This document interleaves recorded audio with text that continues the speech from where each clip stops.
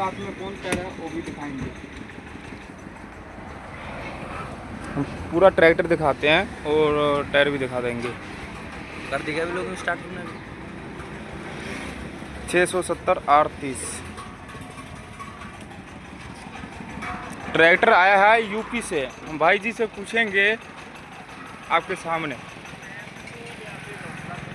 आप देख सकते हैं ये टायर हमने खोला अभी, और इसका साइज है, ये खोल के इधर बगल किए हैं 665 R28। बड़े भाई ये ट्रैक्टर कहाँ से आया हुआ है? यूपी से आया ना, पंजाब में। हाँ पंजाब में टायर चेंज कराने के लिए। ठीक है, ऐसे हमारे वीडियो में बने रहो। वीडियो एंड तक देखने के लिए बहुत बहुत धन्यवाद। अगली वीडियो में मिलेंगे।